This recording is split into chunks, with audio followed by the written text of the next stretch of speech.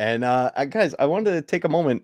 We actually have a surprise guest with us here, and I'm going to bring him in here. And I'm sure he needs little to no introduction because I'm sure we're all familiar. Guys, let's welcome Jeremy. What's up, guys? How's it going, man? How you doing? Good. I heard somebody say Cobra Kai, and I think theology said Cobra Kai right here. Audience representing right now. I ain't here for Star Wars, that's for sure. But Cobra Kai, I'll talk Cobra Kai all day long. But Echo Base, they sent me a link. They were like, it should be cool if you popped in on these guys while they're hosting the stream. So absolute pleasure, man. I was waiting for what the joke was going to be that Coach was playing tonight. Because usually when I'm hosting for him, he has all this crap lined up back set. I'm sorry, all this Shang-Chi lined up back set. And what he does is he just starts playing these random videos while I'm hosting, Valiant's a moron. And that pops up on the screen. And then all of a sudden I got to sit there and I got to endure this hosting the show with a just grin, this Shang-Chi eating grin on my face, and just go through a show with him taunting me from the back room. Well, now he's mobile. He can't. So, I don't know. They got a lot of power. Yeah. I did cost you a subscription. I see Ryan RK Outpost unsubscribed the moment I showed up. So, oh boy. We'll learn them back. Night. It's all right. How you guys doing? How you guys doing? Good to be here. Doing great, man. We're talking all things the world of Star Wars right now with Boba Fett and all the possibilities. I mean, it's just with an episodic weekly release, this can go anywhere, and I think we're all rightfully concerned because this could be tricky. You hit it out of the park with Mandalorian. How do you come close to topping that? Yeah, I mean, I made a video earlier today talking about it. I'm not watching the show, and I'm not against anybody. Not that I'm happy if other people are watching. I've heard from people that are enjoying it, especially after episode 2. It seemed like a lot of people enjoyed episode 2. And I'm not interested at this point in time, just on a personal level. I mean, again, I've been doing this for years and years with Lucasfilm and Disney. And that's not to say I haven't enjoyed stuff from them. I like The Mandalorian a lot. I loved season 7 of the Clone Wars. I still think those final 4 episodes are just absolutely fantastic. But for me, it's just that the Gina Carano stuff kind of just pushed me away from, what they're doing for now. I can come back to it at some point, but for now I'm not. But I'm happy other people are enjoying it and it's creating conversation, because that's ultimately what Star Wars always did, is created real conversation for us to debate about Star Wars and the universe, not the real world aspects of what we could bring into it from the real world. Exactly. Right. That's the whole idea. Have discussions about it. Think about all the different points of views that go along with it. Because look, it's like you said, you don't have to pull in the real world. It's a fantasy world that we all can just have fun talking about and figure out where it might go. That's it. Yeah. And so whenever we're talking about that, that's the most important aspect. Yeah, and it's so much has changed in this past year, Jeremy, obviously with Star Wars, and everybody was on cloud 9, and then the Gina Carano thing happened, and it sucked the air out of it. It sucked the air out of it for a lot of people, and I know you're one of those guys, and so is Ryan, and I see coaches out there in the chat. I see what you're doing. I know you're there. So my point is that it sucked the wind out of a lot of people's sails, and there's people out there that they can't believe that people still watch it and all this. And this is why I think it's kind of cool that we need to be respectful of each other. I mean, it's like you said, hey, I'm glad some people are enjoying it. Hey, you know what? I totally understand why some people aren't. Yep. And we have these conversations on Twitter with so many people, because people they get angry that you are watching Star Wars. They get angry that you're not watching Star Wars. I'm like, look, here's the thing. We all want it to get better. We all want Star Wars to come back. And I've told people, a million times, I'm like, look, it's just, I don't blame anybody for hating Star Wars at this point. I really don't. I don't blame them for walking away. Disney broke it. It's their fault. They're the ones that has to fix it. You know, it's not on a fan's responsibility to come around and potentially just get punched in the face again. Disney's going to have to spend a while trying to make this right. And I mean, that's on them. So it is what it is. Yeah. I agree. Well, Disney kind of set us up for this expectation of, for every good thing we get, expect 3 bad things. And that's and it's hard because right now, and we talked about a little bit Cobra Kai. I mean, what Cobra Kai is doing is perfect in terms of taking the story that you knew, the characters that you knew, bringing them up to speed 30 years later, telling us where those characters were first, and then slowly intertwining these new characters. And then us as the audience, then we start developing a relationship with the new characters because you've already established where those old characters were and what they're going on. Okay, there's Johnny, there's Daniel. Okay, now there's these new characters. I don't know about that person. Oh, wait, that person's kind of cool. And then you get into the later seasons, and now I still want to see Johnny and Daniel when I'm in season 4, but I'm not upset when I'm not getting all Johnny and all Daniel because you've made me care about the other characters. And that's what Star Wars should have done the moment Disney took over, is to go, hey, we have 35, 40 years, whatever it was, of fandom. We've got all this lore. There's tens of millions of people that have seen hundreds of millions of people that have seen this and that, are connected to this. We need to honor that first before we start pushing all of our Disney-fied stuff into it. And it didn't work. And I feel like that's where you lost the foundation of Star Wars. You can still give us good stuff here and there. And again, like I said, when I saw Clone Wars season 7, outside of the SJW haircut sisters in the middle episodes, outside of that, on that one. Yeah. But those final 4 episodes are some of the best Star Wars I've ever seen. But it even I couldn't fully enjoy that because the foundation was still affected by what happened with the sequel trilogy.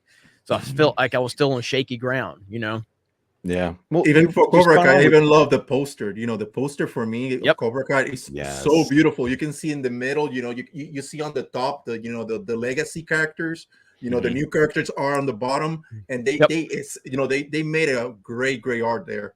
Yeah, they did. Yep. And it's just, I want that to be that's what I wanted from Star Wars. That's what my faith was. And it's just enjoying Star Wars at this point in time. When it's good, it's still like, it's almost like if you're ever with someone that ever cheated on you and you have good times with them after they cheated on you, you can't fully enjoy that because they cheated on you. That's what Disney did to us. They cheated on us a lot.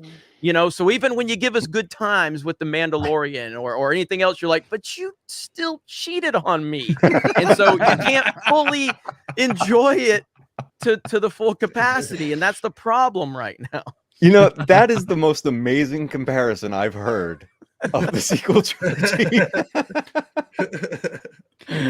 All right. I have to, I'm sorry, Matt, I have to interrupt. I have to read this. I just got a text from Coach. Oh boy. So here we go. Tell Jeremy that Coach loves him. Not a homo, and no words. So there. That. I mean, I'm reading that verbatim.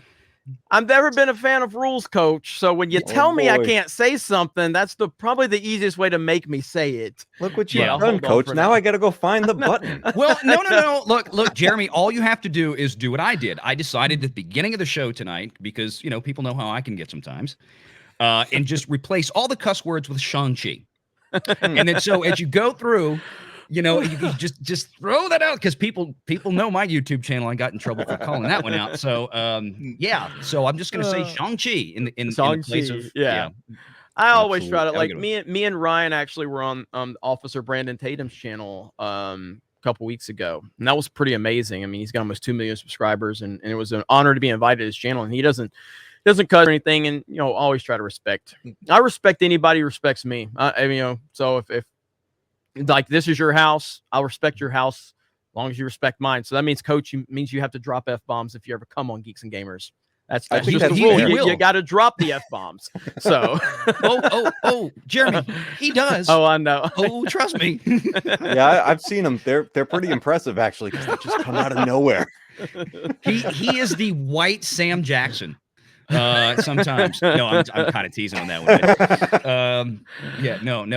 He can. He keeps his decorum here on the show, which is, like you said, we all have to try to abide by the rules, and that's perfectly fine. I don't cuss in my videos. I come on other people's live stream and I do it there. I probably shouldn't cuss in my videos. I'd probably make more money and get better algorithm. So, but it just gets so exciting though. Yeah, I know. Oh, by the way, congratulations on the 100K for D-Day. Thank you. Yeah, you passed it just a couple days ago, right? Yeah, it was a couple days ago. That one meant a lot. Because obviously Geeks and Gamers is. Thank you. Yeah, it's Geeks and Gamers obviously has done really well, and then Sports Wars mainly because of Ryan. You know, that one's over 100K. And then this one, I never really intended for this channel to be anything. My D-Day Cobra channel. I mean, it's my personal channel, and it means a lot to me that people support me over there. But it also gives me a creative outlet, because a lot of times on the Geeks and Gamers channel, I feel like there's only certain topics I can or can't talk about based on what we've created there. And so, not to say that, I'm just saying from my algorithm standpoint. On the D-Day Cobra side, I just talk about whatever. And so it's kind of, it's liberating in a lot of ways, but it's cool. So thank you for that. I appreciate that. Oh, that's awesome. Oh, I'm so glad that you have that way, you know, you give that creative freedom and just really do, you know, like you said, talk about whatever you're passionate about at that moment, and just, you know, get something out there. Actually, something just to hit a quick super chat here from our Echo Base Network musician. The Star Wars guys asked the question to Jeremy: have you ever had someone write a song about geeks and gamers? That's actually something that we're in development on something on that level. You could probably put some, you could probably connect the dots. There's a few musicians, the prominent musicians that are connected to Geeks and Gamers that we stream with a lot. But if you have ideas, I'm willing to hear them out, because nothing is kind of like the idea has been established, but we really haven't, you know, gotten into the creative process of that. So if you're a musician and you got ideas, throw them my way.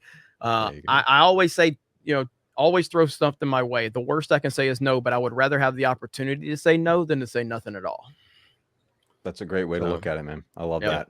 Guys, we got 188 people watching right now. Everybody, if you have not, please subscribe to these wonderful content creators. We have Star Wars Theology, Valiant Renegade, and we got the host of Geeks and Gamers, Jeremy, right here, and his D-Day Cobra channel. Guys, get over there and subscribe to all of them. Jeremy doesn't need any more subs. Come on. You can always use more subs. I can, as someone that has a lot of channels and a lot of subs, I can say, you can never have enough, because I wake up every day going, is it over? Like, are people going to watch my videos today? And I know that that's hard to believe, because again, I remember when I didn't have a big following or anything, I used to watch like Collider and Jedi Council and all those guys. And I would just be like, man, those guys have the greatest life ever. They have 200,000 subscribers. They must drive around in Ferraris and Lamborghinis. And it's just, you know anything about YouTube. And and now I just like, it's the Puff Daddy Biggie song. It's just more money, more problems. I mean, it's just, and it stresses you out, because you're always like, oh, I got, like, right now, if I get 50,000 views on a video on Geeks and Gamers, it's a home run. But the critics will look at it and go, you have 300,000 subscribers, you only get 50,000 views. I'm like, that's good. That's very good. It's a good ratio. It's a really good ratio. But you're always just going, oh, well, the last video got this amount, so if the next video doesn't get that amount, and that's not really how you should look at it, but human nature only will let you look at it like that, because you're like, well, if I don't get as many views on the next video, then I'm not good and people hate me. And you just, it's YouTube sucks. It's a wonderful thing, but it sucks at the same time, because you never know what's going to work. I have no idea what I'm doing. That might surprise you. I have no idea what I'm doing on YouTube. I just chase the algorithm. Well, it's working. I mean, look, and you know, Geeks and Gamers is one of those kind of more of a unicorn on YouTube in terms of, it truly is. I mean, you guys are operating it. It's a business. I mean, it's I mean, you've got other channels that network in. I mean, they're employees. They're I mean, you guys are, I mean, you're making a serious run at it, and it's just, I'm fascinated by your business structure, by Geeks and Gamers, and I love watching it. I mean, it's just I am fascinated too, because I have no idea what I'm doing. I mean, but you have enough sense to know that you don't know what you're doing. Yeah. Yes. Yeah. It's been a wild ride though, and I hope that it can just motivate anybody out there. If you got a channel that you're grinding away on, or a blog or whatever, just keep grinding. You just don't know. You know, you just don't know. None of us. I've talked to people that have millions of subscribers, and they're all like me. They're just like thankful for every day that they have a channel, because it's a grind. But just keep pushing forward, and you'll make it if you got enough passion and enough drive. You'll make it. I mean, my channel, Geeks and Gamers, was there since 2014, and it took 4.5 years to gain 1,000 subscribers. And then after that, you know, but it took a while. So I am beating Geeks and Gamers. That's the best news I've heard all night. I did that in 6 months. Yes, there you go. Yes, there you go. There you go. We're gonna clip that And we're gonna. No, I'm kidding.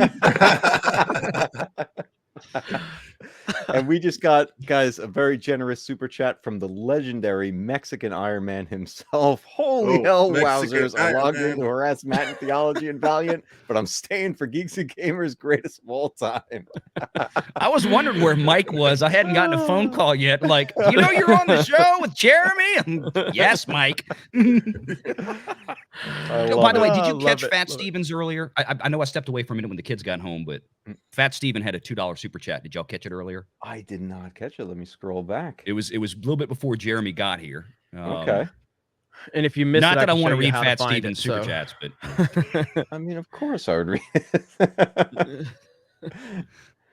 Oh, it's great, man. But yeah, I love that this community comes together, and when we have Star Wars as that common ground, how quickly it can expand into so many other things, right? You know, you get groups together that are talking Star Wars, and all of a sudden, like take Geeks and Gamers for a prime example, you know, you can go from Star Wars to playing rounds of Mario Kart together and just, you know, giving each other hell over it, and it's just so entertaining and it's so much fun. And like you said, Valiant, like the way they have that structure, that business structure to it, and you get all these people grouped together, it's unbelievable when you see that work. And you guys have really done such an amazing job over there with getting that entire group, because you guys cover so many topics, you know, not just Star Wars, but literally everything. I go to your channel and I hear about pretty much every aspect of pop culture. So there's something for everybody there, and that's what I love about it. I appreciate that. Yeah, I mean, Star Wars is a thing. I mean, like back with The Force Awakens, you know, I'll never forget standing in line for, good Lord. I got there at I think 10 a.m. that morning at Universal Studios in Orlando, and the movie premiered at 7 p.m. that night, and I just stood there and hung out with some people, got to meet some new people, and that's what Star Wars does, is it you know, at least, you know, that's what we all love about it, is it brings people together, creates conversations, creates new friendships, all of that. And I miss those days of just like, oh, if I want to get to the movie theater and get a good seat, I have to go sit there and camp out or stand in line. I miss those days. Those are the glory days right there. So I'll never forget standing online for the midnight premiere of Revenge of the Sith.